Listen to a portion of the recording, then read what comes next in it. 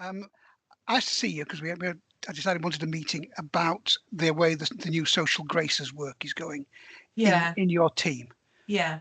I noticed you looked a bit apprehensive when I said that. Uh, yeah. I think, oh, I don't want to sound really negative. I'm going to sound, right, I'm just going to say it. So, some of the guys in the team are working really well with it and are Yeah, feeling really quite confident with it. You know, they're really nailing down their care act assessments. They're really looking at the packages of care and support. They're really right and appropriate. You know, they're working really well, and I'm really pleased, and it's working well. right. But I did actually want to talk to you about David. Okay. And he's great, you know.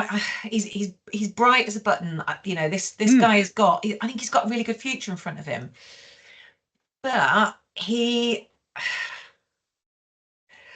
I think he's struggling, and I kind of don't know how to unstruggle him. That's a bad way of okay. putting it, but so he's got this allocation, and it's a trans woman called Sophie, a Yeah. little bit older.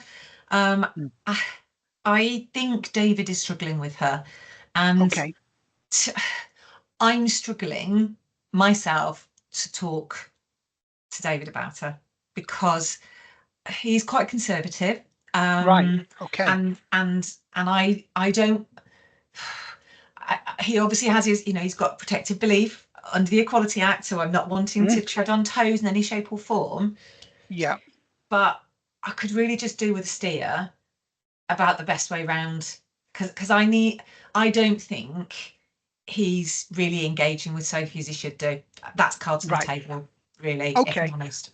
Okay. Well, I'll put my cards on the table. I was aware that there were things that weren't being put in the case notes by David, Yeah, because I'd looked at, we've been tracking things, and not just David but everybody, just to see how, obviously, how the new processes are going, and we want to yeah, know that people are using them effectively.